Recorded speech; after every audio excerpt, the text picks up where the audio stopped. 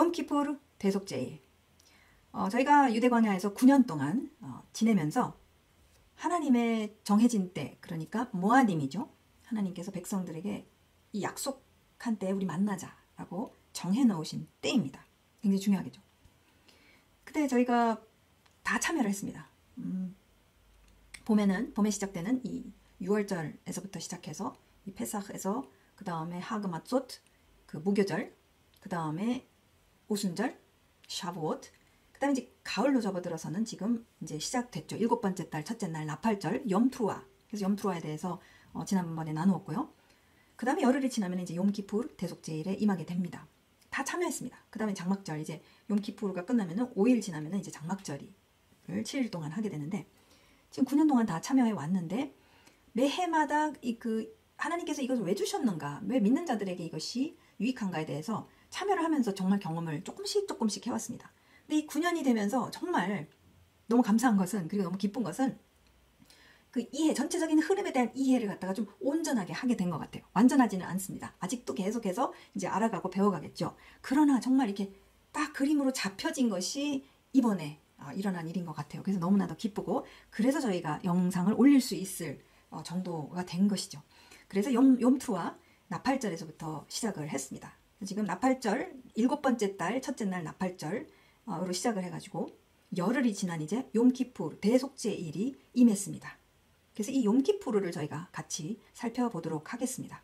그래서 이 욤키푸르는 국가 차원에서 하는 회개성회라고 생각하시면 됩니다. 그것이 제일 확실한 그러한 설명이라고 할 수가 있습니다. 그래서 지금 사진을 보시면 지금 성전산 오른쪽 위쪽에 보면은 성전산 황금돔이 보이죠. 그래서 그 황금돔이 있고, 그 자리에 1차 성전, 솔로몬이 지은 1차 성전이 있었고, 그 다음에 그 자리에 또 나중에 그 포로로 끌려갔다가 다시 귀환한 그런 사람들이 스룹바벨, 느헤미야 이런 사람들로 인해서 2차 성전이 세워지지만, 이 2차 성전이 굉장히 초라했어요. 이 초라한 2차 성전을 완전 리모델링을 한 사람이 누구죠? 바로 헤롯 대왕입니다. 그래서 헤롯 대왕이 지금 보시는 저 전체 성전산의 플랫폼이 있죠. 그걸 납작하게 만든 사람, 플랫폼을 갖다 세운 사람이 바로 헤롯 대왕입니다. 너무 잘 지었기 때문에 지금 2000년 넘게 저렇게 잘 서 있는 거예요. 그래서 그 모습을 보실 수가 있고, 근데 이슬람이 들어오게 되면서 이제 황금돔 세우게 되고, 황금돔 전에는 사실은 알락사 모스크, 그 남쪽으로 이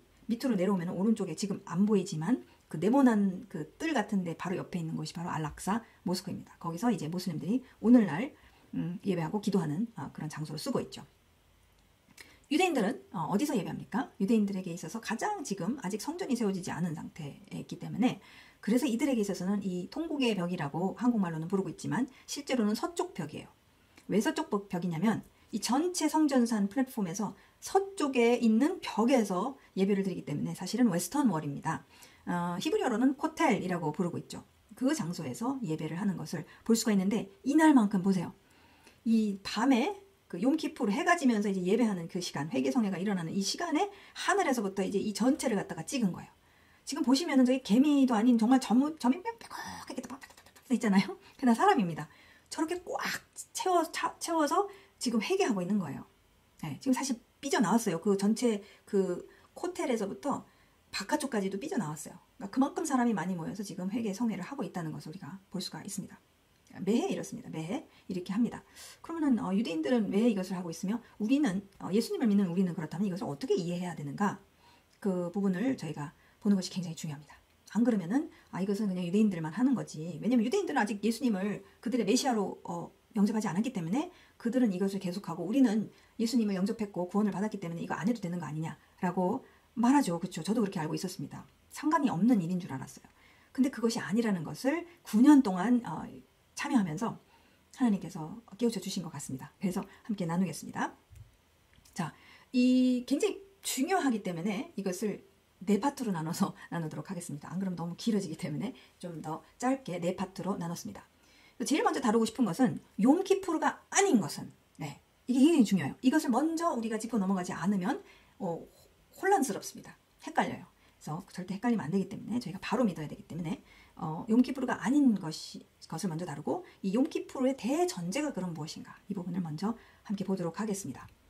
이 욤키푸르가 아닌 것은 쉽게 말하자면 창조주와 완전히 단절된 상태에서 죄인의 상태에서 구원을 받을 수 있는 속죄의 통로로 마련해 주신 건 아니라는 거예요.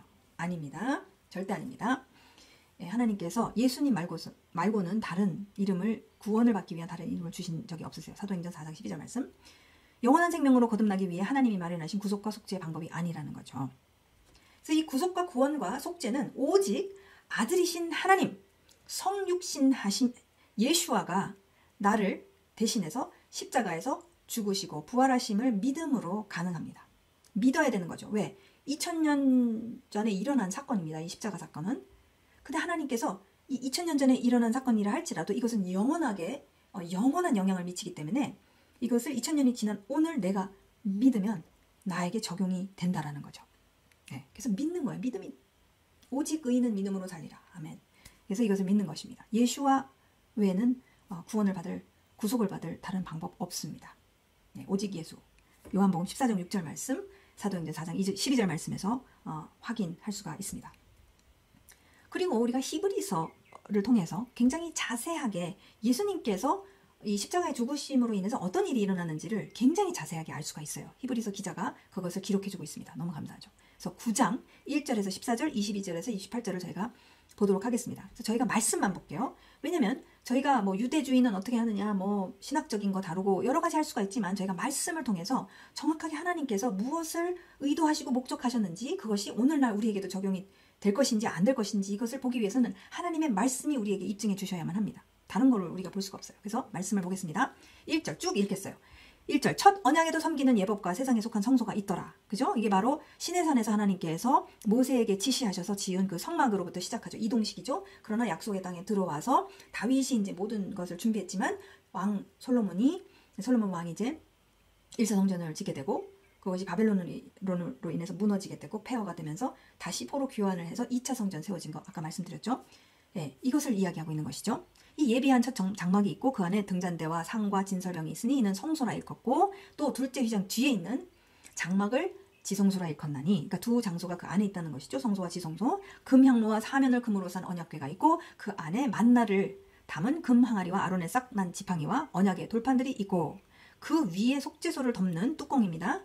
영광의 그룹들이 있으니 이것들에 관하여는 이제 낱낱이 말할 수 없노라. 낱낱이 말할 필요가 사실은 없습니다. 왜? 이미 다 출애굽기와 레위기 다 그 안에서 이야기하고 있기 때문에 또 반복해서 이야기할 필요가 없다는 것이죠. 그래서 여기 모형을 보여드릴게요. 이게 이제 언약궤입니다. 언약궤에서 지금 그 위에 지금 이 안에 뭐가 있어요? 언약궤가 있는데 그 안에 만나를, 뚜껑을 열어보면 이 만나를 담은 그 금 항아리와 아론의 쌍난 지팡이, 그리고 언약의 돌판 두 개가 이제 이 안에 있는 것이고, 이 뚜껑이 있어요. 이게 바로 속죄소입니다. 이것을 속죄소라고 하나님이 부르시는데요. 여기에 영광의 그룹이 둘이 있어요. 그룹이 뭡니까? 그룹이 사실 제일 처음 등장하는 것은 창세기 3장에서 등장하고 있어요. 사실 중요합니다. 이 그룹을 보면 딱 생각나야 될 장소가 있다는 거예요. 어쨌든 하나님께서 이 두 그룹이 이렇게 생겼는지는 잘 모르겠습니다만 더 그 날개가 더 크지 않을까 싶기는 한데, 어쨌든 이 두 그룹 뭔지 모르니까 이제 되게 애매모호하게 그냥 이렇게 만드는 것 같아요. 이 두 그룹이 있는데 이 그룹이 어디를 바라보고 있느냐면 서로를 보고 있지 않고 내려다보고 있어요. 어디를 보고 있습니까? 바로 이 중앙 장소가 속죄소예요. 영어로는 mercy seat입니다. mercy seat인데 이 속죄소를 이제 보고 있고 그 안을 또 보고 있는 것이죠. 그 안에 있는 만나와 또 두 돌판과 또 아론의 쌍난 지팡이, 그래서 이제 보고 있는 거예요. 이 그룹이. 어쨌든 이 모든 것을 이같이 예비하였으니 제사장들이 항상 첫 장막에 들어가 섬기는 예식을 행하고, 이 제사장들은 레위 지파죠. 이 땅에 있는 성전은 오직 둘째 장막은 대제사장이 홀로 1년에 한 번 들어가되 자기와 백성의 허물을 위하여 드리는 피 없이는 아니하나니. 네. 그래서 이 대제사장이 이 지성소에는 1년에 딱 한 번 들어간다는 거예요. 그죠? 그게 바로 지금 다루고 있는 욤키푸르 대속죄일에 그렇게 하는 것이죠. 그래서 자기 자신과 자기 자신의 집안입니다. 대제사장의 그 가문 아론에서부터 비롯되죠. 아론의 라인에 있는 레위인들, 그리고 나머지 제사장들이 또 레위인들이죠.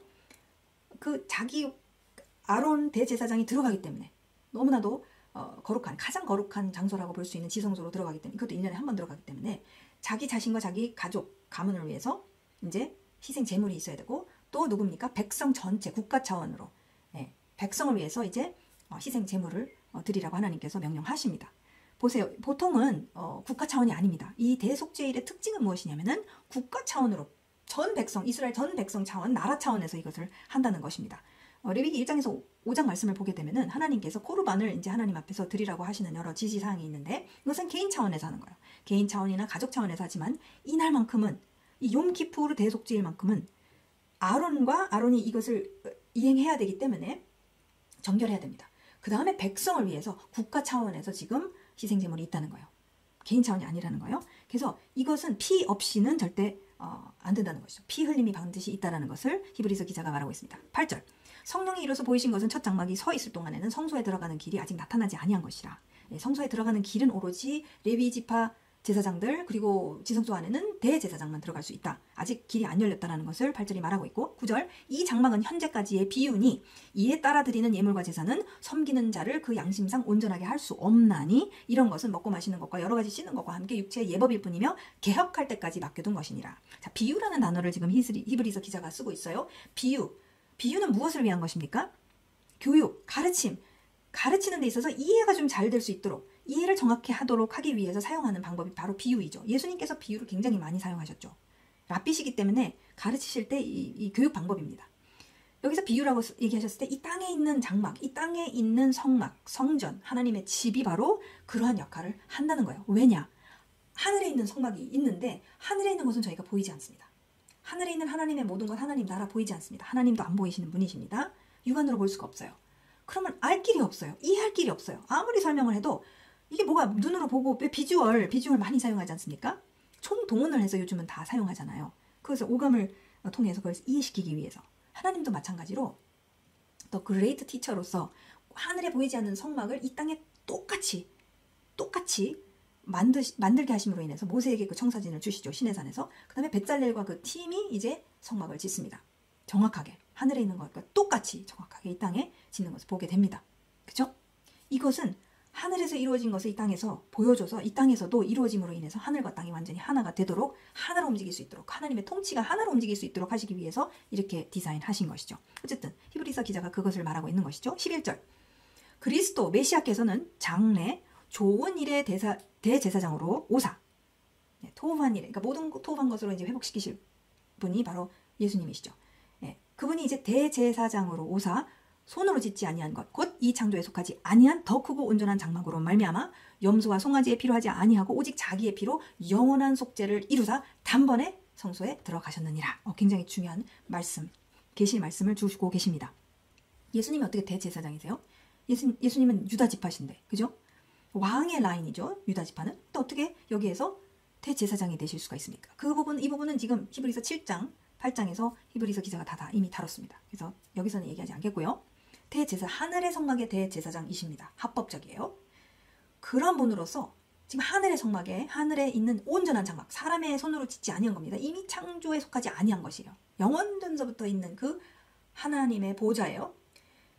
근데 여기에 들어가실 때 염소와 송아지에 필요하지 않으셨다라는 거예요. 지금 땅에 있는 그 대제사장은 염소의 피 또는 다른 송아지의 피, 양의 피를 갖고서 지금 들어가야 되는데 예수님은 그렇게 하시지 않으셨다는 거예요. 오직 자기의 피로 십자가에서 보혈을 흘리셨죠. 오직 자기의 피로 영원한 속죄를 이루사 단번에 성소에 들어가셨습니다. 그것을 히브리서 기자가 이야기하고 있어요. 보세요. 지금 예수님이 땅에서 지금 일어난 이 십자가 사건이 십자가에서의 이 피 흘리심이 지금 땅에서만 일어난 일이 아니라는 거예요. 이거는 하늘에 있는 성막까지. 여러분 이게 굉장히 중요합니다. 잘 생각해 봐야 돼요. 왜 예수님이 굳이 하늘의 성막은 깨끗할 텐데 그죠? 정결하잖아요. 하늘에 있는 것이니까. 아니 하늘에 있는 것을 굳이 왜 그 피로 거기까지 들어가셔서 정결케 하셔야만 할까? 생각해 봐야 된다는 거예요. 지금 죄라는 것이 얼마나 무시무시하면 이 땅에서 이루어지는 이 죄가 하늘까지도 오염시킬 수 있는가? 그건 생각해 봐야 돼요. 그렇지 않으면 예수님이 당신의 피를 갖고 대제사장으로서 하늘에 있는 성막의 지성소에 들어가서 그것을 피를 뿌려야만 하는 이 속죄를 영원한 속죄를 여기에서 이루셔야 되는 그 필요가 왜 있을까? 생각해 봐야 된다는 것이죠. 죄라는 것에 대해서 우리가 다시 한번 이 욤키푸르 대속죄일에 분명 고민해 봐야 됩니다. 하나님께서 말씀하시는 죄는 우리가 생각하는 죄의 의미와 너무 달라요. 이렇게까지 오염을 시킬 수 있는 것이 죄라는 것입니다. 어쨌든 예수님이 그렇게 하셨어요. 13절 염소와 황소의 피와 및 암송아지의 죄를 부정한 자에게 뿌려 그 육체를 정결하게 하여 거룩하게 하거든. 이 땅에서는 그렇게 한다는 거죠. 근데 그 역할이 있다는 거예요. 분명히 육체의 어떤 그 거룩하게 하는 그런 역할을 한다는 것입니다. 14절 하물며 영원하신 성령 하나님의 영으로 말미암아 흠없는 자기를 하나님께 드린 그리스도 메시아의 피가 어찌 너희 양심을 죽은 행실에서 깨끗하게 하고 살아계신 하나님을 섬기게 하지 못하겠느냐. 섬기게 할 수 있다라는 얘기죠. 하물며 이것은 예수님의 피로 지금 아들이신 하나님의 그 피로 말미암아 영원하신 성령 흠없는 자기를 하나님께 드린 그 피는 가능하다는 거죠. 우리를 죽은 행실에서 깨끗하게 정결하게 하고 우리를 구원하며 구속하며 살아계신 하나님을 섬길 수 있게 한다는 거죠. 할렐루야. 네.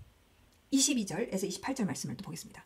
율법 토라를 따라 거의 모든 물건이 피로서 정결하게 되나니 피 흘림이 없은즉 사함이 없느니라. 자, 반드시 피 흘림이 있어야지 용서가 일어난다는 것을 이 원리를 얘기하고 있습니다. 23절 그러므로 하늘에 있는 것들의 모형은 하늘에 있는 것 보이지 않는 성소의 모형이 땅에 있는 것이죠. 이런 것들로서 정결하게 할 필요가 있었으나 하늘에 있는 그것들은 이런 것들보다 더 좋은 제물로 할지니라. 그 더 좋은 제물이 희생제물이 바로 예수님이라는 것이죠. 보세요. 하늘의 성막에서는 예수님이 대제사장이시자 흠없는 희생제물, 그 보혈까지도 그 역할을 다 하신다는 거예요. 왜? 아무도 다른 사람이 할 수 없습니다. 사람이 할 수 없습니다. 이게 안 되는 거예요. 예수님만이 가능. 오직 예수. 자, 24절 그리스도께서는 참것의 그림자인 손으로 만든 성소에 들어가지 아니하시고 들어가시면 안 되죠. 레위 지파가 아니시죠. 그러니까 어디로 가셨습니까? 바로 그 하늘에 들어가사 이제 우리를 위하여 하나님 앞에 나타나시고 25절 대제사장이 해마다 다른 것에 비로소 성소에 들어가는 것 같이 자주 자기를 드리려고 아니하실지니 예수님은 지금 제사장 해마다 이것을 해야 되는데 예수님 그렇게 안 하셨다는 거죠. 그리하면 그가 세상을 창조한 때부터 자주 고난을 받았어야 할 것이로되 이제 자기를 단번에 제물로 드려 죄를 없이 하시려고 세상 끝에 나타나셨느니라. 때가 참에 예수님께서는 오셨다는 거예요. 안 그랬으면은 창세기 때부터 계속 나타나셔가지고 계속 고난을 받으시고 죽으시고 피 흘리시고 막 그렇게 하셔야 되는데 단번에 끝내셨어요. 땅에서가 아니라 하늘의 성소에서 대제사장으로서 당신의 피, 보혈을 갖고 그렇게 하셨다는 거죠. 이 어마어마한 사건에 대해서 히브리서 기자가 계시하고 있는 거예요. 안 그러면 몰라요. 우리 그런 일이 하늘에 일어나는지 모릅니다. 이것을 얘기해주고 있습니다. 27절 한 번 죽는 것은 사람에게 정해진 것이요 그 후에는 심판이 있으리니 이와 같이 그리스도도 많은 사람의 죄를 담당하시려고 단번에 십자가 사건은 단번이라는 거죠. 단번에 들이신 바 되셨다는 거예요. 네. 이제 구원에 이르게 하기 위하여 죄와 상관없이 자기를 바라는 자들에게 두 번째 나타나시리라. 이제 앞으로 오실 것 또한 히브리서 기자가 이야기하고 있습니다. 여기서 구원에 이르게 하기 위하여라고 했었을 때 우리가 헷갈릴 수가 있는데 사실 이것은 성화를 이야기합니다. 우리가 지금 우리의 새 피조물 정체성과 부르심을 제대로 살고 있지 못하고 있잖아요. 많은 경우 너무너무 못하고 있어요. 잘 못해요. 빗나가고 있고 계속 문제가 있고 계속 힘들어요. 이것을 향해서 끊임없이 하나님께서 주시는 훈련으로 인해서 우리가 소위 신학적인 표현으로 성화가 되는 것이죠. 우리의 진짜 아이덴티티 정체성을 향해서 우리가 그것을 취하고 살고 연습하고 훈련받고 취하고 살고 그렇게 함으로 인해서 이제 그분이 오실 때는 이제 온전한 우리의 그 모습으로 그분을 맞이하게 된다는 것이죠. 할렐루야. 네, 그것을 이제 이야기하고 있습니다. 자, 분명히 예수님께서 다 이루셨습니다. 하늘의 성막에서 진짜 다 이루셨습니다. 모든 것을 정결케, 단번에 정결케 하셨습니다. 속죄하셨습니다. 영원하게 하셨다라는 것이죠. 그래서 다 이루었다라고 선포하셨어요. 십자가에서. 요한복음 19장 28절과 30절 말씀. 그 후에 예수께서 모든 일이 이미 이루어진 줄 아시고 성령을 응하게 하려 하사 이르시되 내가 목마르다 하시니 그러면서 이제 신포도주를 갖다 드리죠. 30절. 예수께서 신포도주를 받으신 후에 이르시되 다 이루었다. 선포하십니다. 하시고 머리를 숙이니 영혼이 네페시가 떠나가시니라. 자, 그럼 우리가 여기서 질문해야 될 것이 있어요. 질문이 생길 수밖에 없습니다. 그렇다면 대속죄를 통해서 무엇을 더 바랄 수 있겠으며 사실 더 바라면 안 되는 거 아닌가? 예수님 다 이루셨는데 우리가 대속죄를 또 뭐 회개하고 또 뭐 또 속죄를 이렇게 위해서 뭐 해야 되는 거 이거 아닌 거 아닌가라고 우리가 질문할 수 있어요. 당연합니다. 저도 그렇게 질문을 해왔습니다. 자, 이 부분을 저희가 반드시 봐야만 합니다. 이 부분이 이제 우리 이 헷갈리는 것을 깨끗하게 정리해 줄 수가 있어요. 질문은 무엇입니까? 창조주 하나님은 왜 욤키푸르를 그분의 정해진 때 모아딤이죠. 모에드 정해진 때 그러니까 백성과 약속하신 만남의 시간으로 세우셨나? 이것이 예수님으로 인해서 그러면 없어져야 되는 것인가? 끝난 것인가? 우리가 그 목적과 역할을 알면은 아니구나 라고 대답을 할 수가 있습니다. 그래서 이 부분을 저희가 2부에서 계속해서 다루도록 하겠습니다.